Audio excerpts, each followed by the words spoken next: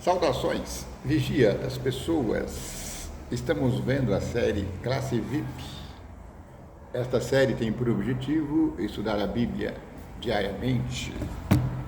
Sim, o canal Vigia das Pessoas é especialista. 1000 vídeos, a Bíblia inteira comentada em um ano. Está aí para você. Aproveite, se inscreva no canal se você ainda não é inscrito. Deu gostei ou não gostei, o YouTube não faz, tanto faz se você gosta ou não. O importante é que você se manifeste. Compartilhe esse vídeo, ele pode ser importante para alguém. A gente está usando esse guia de estudo aqui, também conhecido como lição da escola sabatina. O autor desse trimestre, o trimestre de inverno, Jiri Moskala. Estamos um pouquinho atrasados. Essa é a lição do dia.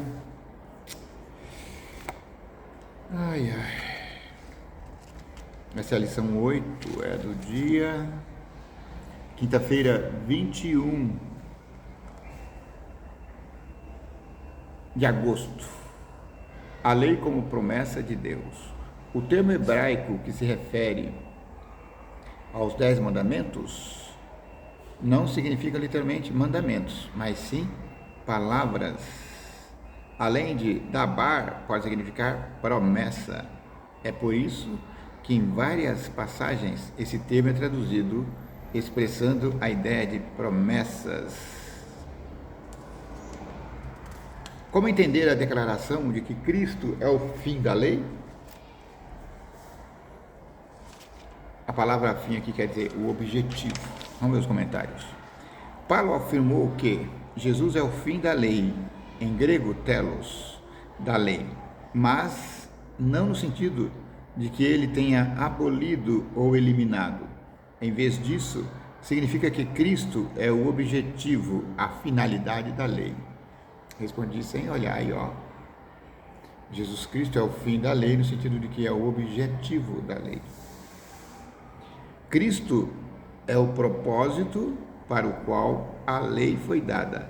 Como resultado de tudo que nele crê, é declarado justo. Romanos 10, 4. Não quer dizer que o sacrifício expiatório de Cristo não deu fim à validade e perpetuidade da lei. Paulo destacou a importância da lei, bem como sua legitimidade e autoridade permanente. As palavras telos indica especialmente propósito, finalidade, fim. Jesus Cristo é a finalidade da lei. E não tempo término. Cristo é a chave que desvenda o verdadeiro significado e propósito da lei de Deus. Portanto, meus amigos, seria incorreto afirmar que ele não tem invalidado, substituído ou abolido a lei. Cristo é o objetivo da lei, aquele para quem a lei aponta. Como a lei aponta para Jesus, o que ela revela sobre nós mesmos que de fato nos conduz a Cristo? A lei aponta para Jesus, no sentido de que a lei de Deus é santa, perfeita, verdadeira e boa. E Jesus é a bondade em pessoa. Jesus veio cumprir a lei, de modo que nenhum ser humano pode. Você até pode morrer por seu amigo. Pode acontecer isso. Mas isso não vai servir para salvá-lo, porque você ainda é um pecador. Ainda que uma mãe venha morrer em lugar de seus filhos. Muito bem, muito bem, muito bem. Eu ia fazer 2 vídeos, mas não. Eu estou um pouquinho tempo. Já vou emendar no vídeo da nova semana, tá bom? Hoje é segunda-feira, mas eu vou começar desde o sábado, porque eu não fiz quinta, nem sexta, nem sábado, nem domingo.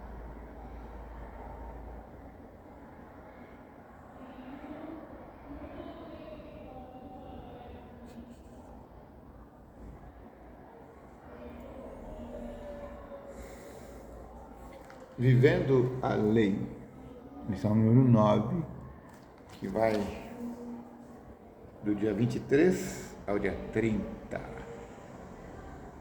Então o Senhor disse a Moisés: assim você dirá aos filhos de Israel: vocês viram que dos céus eu lhes falei, não façam deuses de prata ao lado de mim, nem façam para vocês deuses de ouro. Deus desejava que seu povo fosse diferente das nações vizinhas. Queria que fosse estabelecido como uma consagrada comunidade de fé sob sua liderança e autoridade. Todos estariam sujeitos à sua lei. Os juízes seriam nomeados como administradores da lei e os sacerdotes deveriam ensiná-la. Os pais também teriam um papel essencial nisso. Em qualquer cultura, as leis revelam as ideias, objetivos e caráter do legislador. Por exemplo, quando Faraó ordenou que os meninos hebreus recém-nascidos fossem mortos, essa lei revelou que ele era maligno. Por outro lado, se um governante decretasse que os jovens de 18 anos deviam receber educação superior gratuita, muitos considerariam isso evidência de sua generosidade e de seu desejo de que o povo prosperasse. A lei de Deus revela quem ele é, ou seja, sua bondade, seu amor, seus valores, retidão e suas restrições contra o mal. Assim como a lei é santa e justa, Deus também o é. Ao criar condições para uma vida mais plena, a lei também ajuda a nos proteger de perigos e infortúnios. O respeito a Deus e ao próximo e os valores da vida eram a base de seu sistema legislativo. A leitura para essa semana, anote aí. Êxodo 21, verso 1 a 32. Êxodo capítulo 22, verso 16 a 31. Êxodo 20.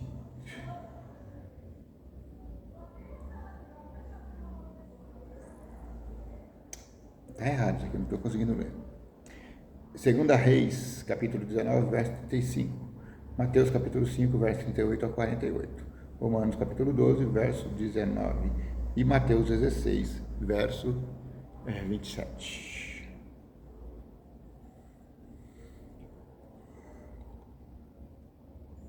Êxodo, capítulo 21, verso 1 a 32. Êxodo, capítulo 22, verso 16 a 31. E Êxodo, capítulo 23, deve ser isso. Mateus 5, verso 38 a 48. Romanos 12, verso 19. E Mateus 16, verso 27. Domingo, dia 24, o Código da Aliança. No Sinai, com a entrega da lei, Deus estabeleceu a base para ensinar seu povo que, por meio da conexão com Ele, poderiam ter uma vida santa. Mas, como os princípios da lei precisavam ser aplicados na vida cotidiana, Deus deu leis adicionais chamadas de Código da Aliança. Era uma responsabilidade dos juízes zelar por essas leis e aplicá-las corretamente. Com a mente cegada e pervertida pela escravidão e pelo paganismo, os israelitas não estavam preparados para valorizar completamente os princípios de grande alcance dos 10 preceitos de Deus. Para que os deveres expressos no Decálogo pudessem ser mais plenamente entendidos e executados, foram dados preceitos adicionais que ilustravam e aplicavam os princípios dos 10 mandamentos. Essas leis foram chamadas de juízos, tanto porque eram organizadas com sabedoria e equidade infinita, quanto pelo fato de que os magistrados deveriam julgar de acordo com elas. Diferentemente dos 10 mandamentos, foram transmitidas particularmente a Moisés, que as deveria comunicar ao povo.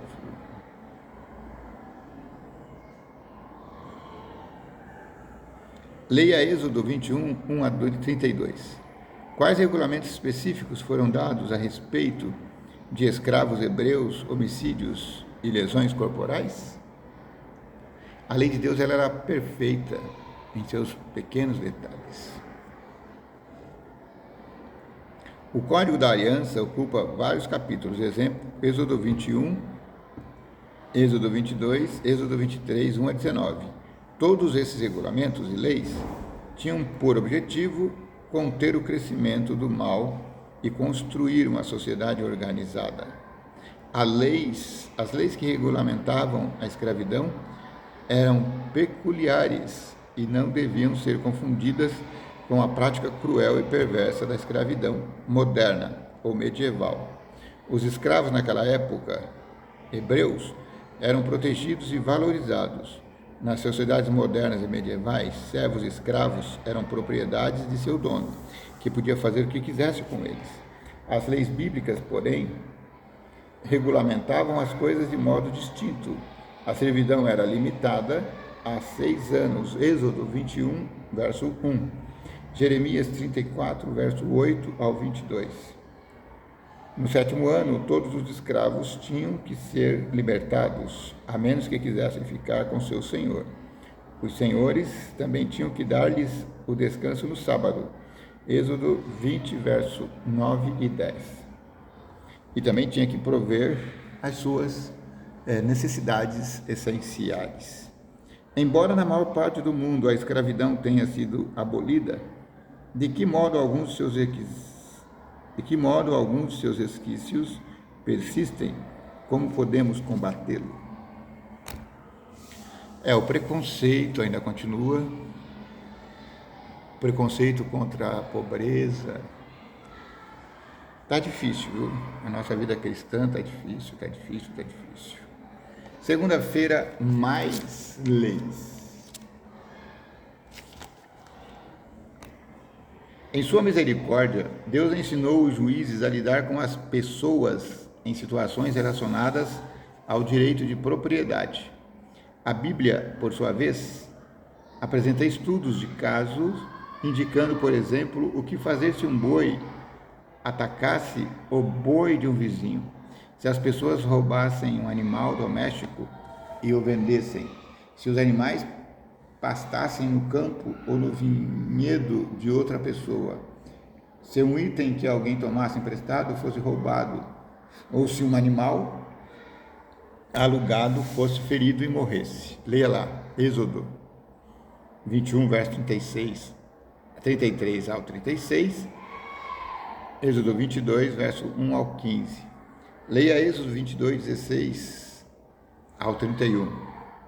Leia Êxodo 23, 1 ao 9. Responda: quais questões foram tratadas nessas leis e de que maneira? As leis de Deus incluíam diferentes questões. Havia regulamentos contra rebaixar ou humilhar as pessoas. Deus não queria que houvesse exploração. Em sua misericórdia, Ele procurou corrigir as tendências pecaminosas do coração humano e restringir as inclinações naturais das pessoas. Com isso, a sociedade seria mais segura, o mal eliminado e bons relacionamentos interpessoais cultivados. Justiça e amor devem governar as ações. Leia então Êxodo 23, 10 a 19. Qual era o propósito do sábado nas leis?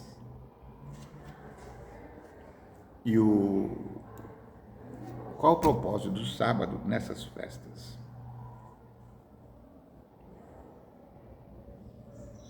O sábado e as festas eram momentos de adoração, trazendo à memória eventos cruciais da história de salvação. A adoração era regulamentada de modo minucioso, porque era a base teológica para as outras atividades. O sábado foi estabelecido na criação, Gênesis 2, 2 a 3, Êxodo 20, 8 a 11. Estava começando a libertação de Israel, Deuteronômio 5, 12 a 15, de forma que de forma poderosa, aponta para a adoração de Deus como Criador, Redentor e Senhor. Marcos, capítulo 2, versos 27 e 28. Entretanto, havia 3 festas importantes em Israel, que Israel deveria participar.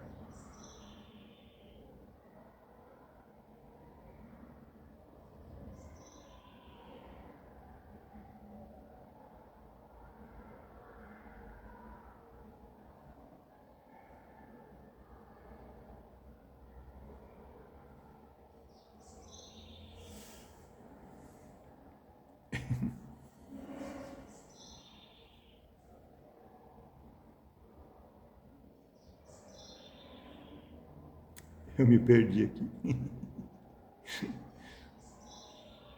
Muito soninho. O sábado e as festas eram momentos de adoração, trazendo à memória eventos cruciais da história de salvação.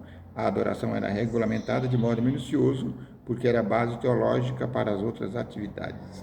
O sábado foi estabelecido primeiro na criação. Gênesis 2:2, Gênesis 2, 2 e 3, Êxodo 28 a 11, estavam conectados à libertação e de forma poderosa aponta para a adoração a Deus como Criador, Redentor e Senhor. Marcos 2, verso 27 e 28.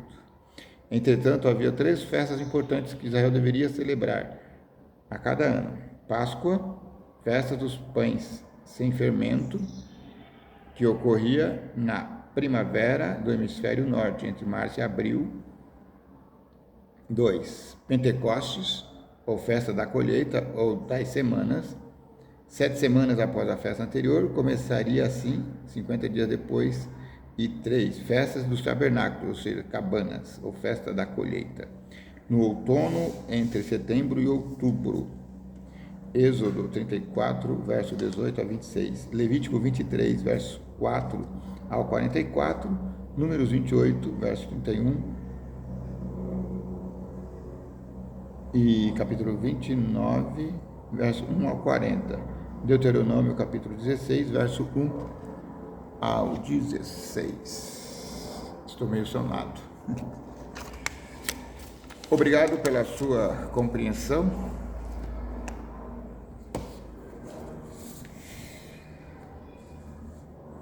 Propósito: próximo trimestre da primavera, nós vamos começar um estudo de Josué. Josué foi o sucessor de Moisés na condução do povo de Deus. Na verdade, foi Josué que fez as grandes conquistas militares, já em Canaã. Que o vigia das pessoas te abençoe e te guarde. Que o vigia das pessoas tenha misericórdia de ti. Que o vigia das pessoas faça resplandecer o teu rosto sobre ti. Que o vigia das pessoas te dê paz.